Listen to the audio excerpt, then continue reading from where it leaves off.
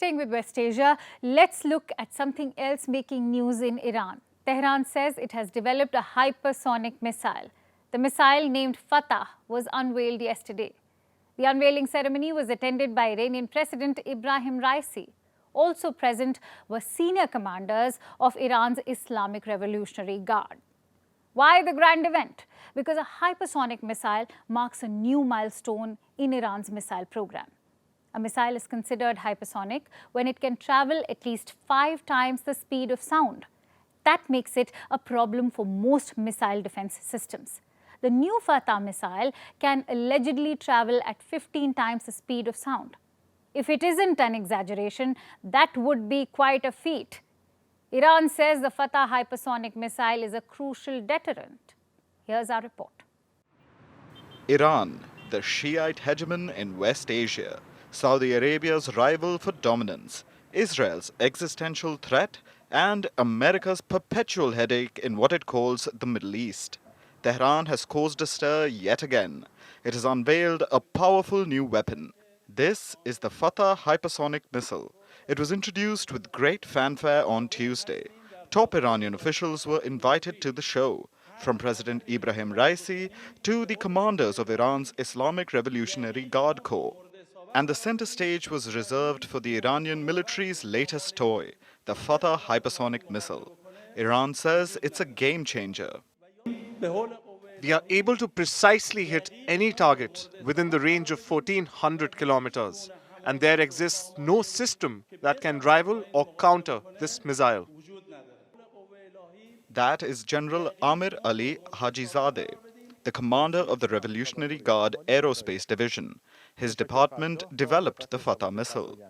He says it can reach speeds between 13 to 15 times the speed of sound. That's Mach 13 to Mach 15 in technical terms. It's quite an achievement.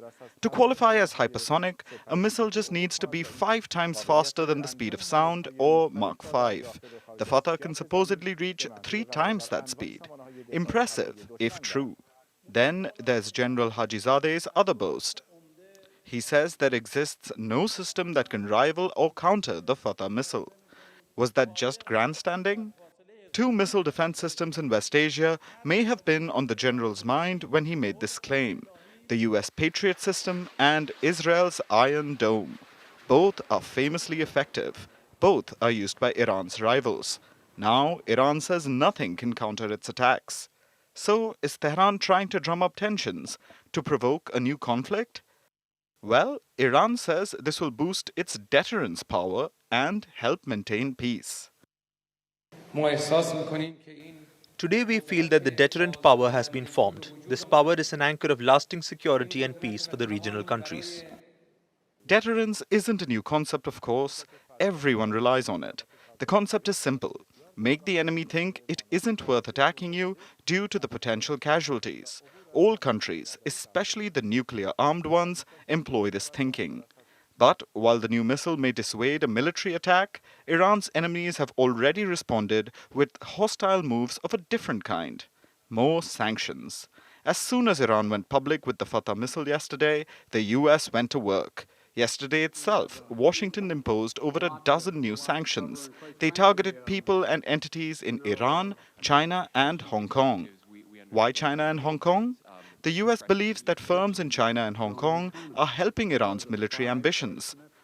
One of the people sanctioned is Iran's defense attaché in Beijing, Dawood Damghani. The US says he helped procure parts and technology for key actors in Iran's ballistic missile development. And it doesn't seem far-fetched. China has been developing hypersonic missiles for a while now. Beijing's hypersonic program is ahead of Washington's. It's very possible that it helped out a fellow US rival. Now, the question is, what next? Will this new Iranian weapon spur the US into ramping up its own hypersonic program? Will Israel enter the hypersonic arms race? What about Saudi Arabia and the Gulf states? The only thing that's certain is that tensions in West Asia aren't dying down anytime soon. Now let's shift focus to France. The country saw another round of protests yesterday. Protests against President Emmanuel Macron's new pension law. This was the 14th mass protest against the law. It came ahead of a parliamentary debate set to take place tomorrow. Opposition parties are going to try and strike down this pension law. Yesterday's protests were supposed to be a show of strength, but that strength seems to be wavering. The turnout was the lowest since these protests began. This is according to both the protest organizers and government officials. So has Macron finally won? Has the protest movement run out of steam, or is something else on the cards? Here's our report. Thousands of people took to the streets of Paris once again. This time too, they were protesting against France's new pension law. Like in previous protests, things were set on fire. Clashes took place with the French police, while police resorted to tear gas to disperse the protesters. Some remained defiant. We must not give up. We must demonstrate, because if we give up, at the moment the government does everything and anything. They're going to pass laws and then they'll say, yes, there's nothing more to be done. Yes, they've already voted. What's to be done? And like that, we're going to let things slide. No, we have a right. We have to demonstrate. We always have to demand. You have to see things through to the end. President Emmanuel Macron has raised the French retirement age from 62 to 64 years. He said it was necessary, that the French treasury could not support the growing pension costs. But the people weren't on board. Because of his new law, Macron has been under pressure for months. People have accused him of ramming the law through without following due process, which is true. He used an emergency measure to pass the law when he saw Parliament would not agree. This was in April. The autocratic move had enraged the French public. The reform has passed, but it still hasn't been accepted by the people. It never has, nor by the parliament. There was a vote aiming to block it, but it didn't succeed. But it's different from a vote to make it pass. The reform passed without our democracy, so it's important to make the government understand that we never wanted this reform, and that it's time that the people speak, because it shows that the government doesn't care more and more about people's will, and so it's important that we take the power back on that level. Over 782,000 people had demonstrated against Macron's diktat on the 1st of May. Those are the government's official figures. Protest organizers had claimed that the real number was 3 times as much. But yesterday's protests seemed subdued in comparison. The government says only 281,000 people came out to protest. Even the protest organizers say the turnout was low. So, does this mean that the protests are winding down? Well, there are some people who are steadfast. I'm here for the 14th time. I've taken days off work. I've lost a lot of money, but I'm here and I'll always be here. Some others blame external factors for the low turnout, like the summer. They say the protests will pick up again once the weather improves. We know very well that they're going to do the same thing to us. It's summer, so there'll be far fewer mobilizations. We're getting ready to organize ourselves for the autumn. Some seem more pessimistic, especially about tomorrow's parliamentary motion. The reform has passed, but it still hasn't been accepted by the people. It never has, nor by the parliament. There was a vote aiming to block it, but it didn't succeed. But it's different from a vote to make it pass. The reform passed without our democracy, so it's important to make the government understand that we never wanted this reform, and that it's time that the people speak, because it shows that the government doesn't care more and more about people's will, and so it's important that we take the power back on that level. The opposition has sponsored a motion to cancel the minimum pension age increase. They will try and repeal Macron's pension law. But it's unlikely that they'll succeed. Why? Because of a catch. Lawmakers cannot pass legislation that weighs on public finances without measures to offset those costs. So the repeal attempt might get thrown out. But the motion and the protests on the street will succeed in one thing: reminding Macron that the road ahead will continue to be rough. When was the last time you used a check? It's probably been a while, right? Because using check has become a rare occurrence. They are old-fashioned, costly and time-consuming. With banking at our fingertips, who wants to visit an actual bank to deposit a check anymore? As ancient and taxing as this sounds, there was a time when checks were the hot new payment tech. This was in the years after World War II, when newly affluent households across the world adopted checks. But now, these pieces of paper are a remnant of labor-intensive banking era, which is why many countries want the check to check out of their banking system. And Australia is one of them. It has signed the check's death warrant, and the land down under wants to end its use by 2030. But this is not too surprising.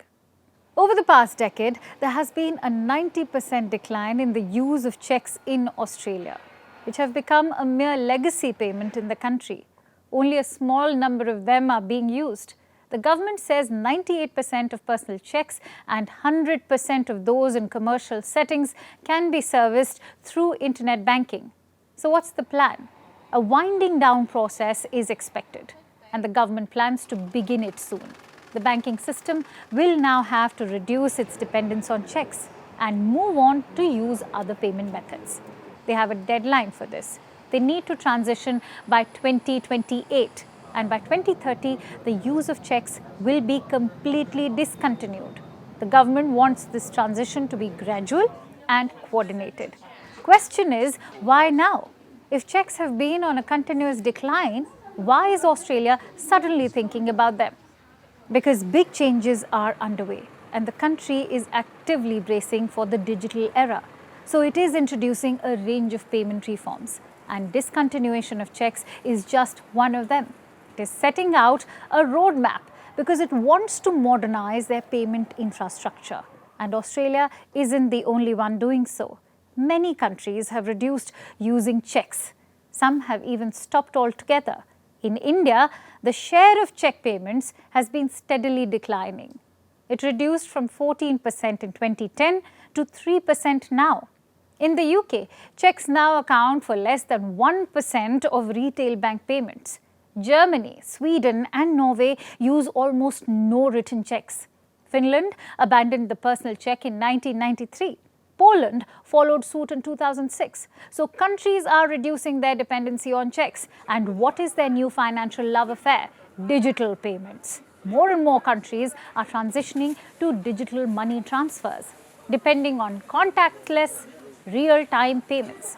2/3 of adults worldwide now make or receive a digital payment, whose share in developing economies grew from 35% in 2014 to 57% in 2021. And this change was further spurred by the pandemic, which increased the use of digital payments, especially in low and middle income economies, where over 40% of adults made online payments for the first time since the start of the pandemic.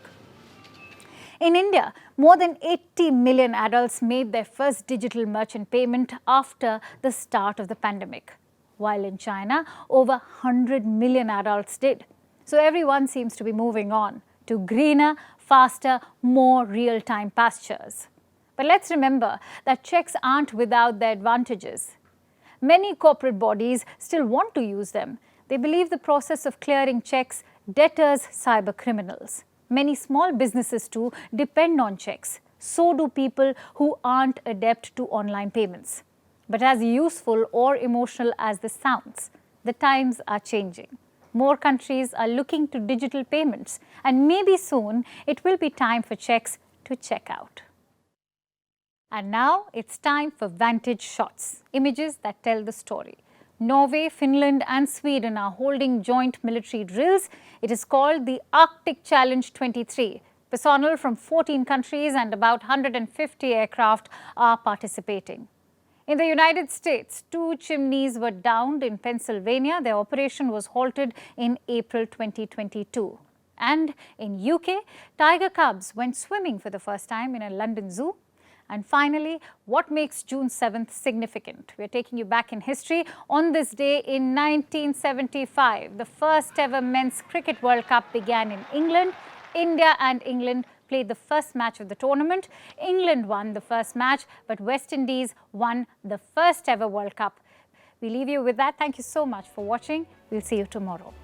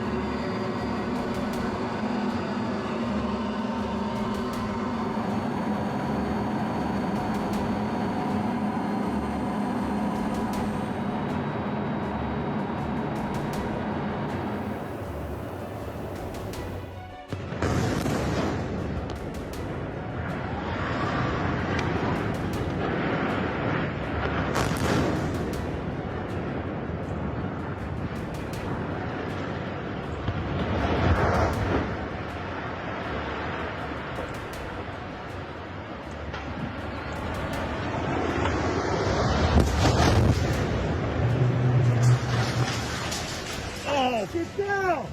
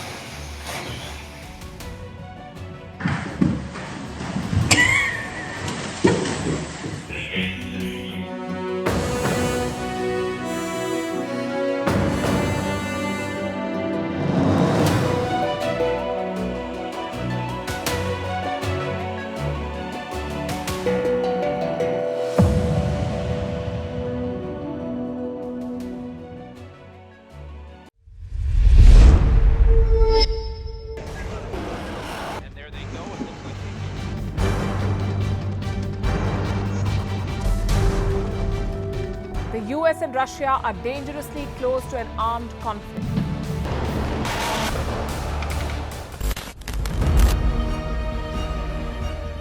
This year, 2023, New Delhi will be the capital of global diplomacy. For a country as diverse as ours, with 88% of the population illiterate, it was a very big deal to write a constitution, and that too, the world's largest. Meanwhile, if we may, here's a Republic Day gift from India for the BBC. A list of suggestions for the BBC for their upcoming documentaries. Number 1, the Kohinoor and the colonial loot. Number 2, an outdated monarchy and unhealthy obsession with the royals. Number 3, racism in 2023. We're waiting.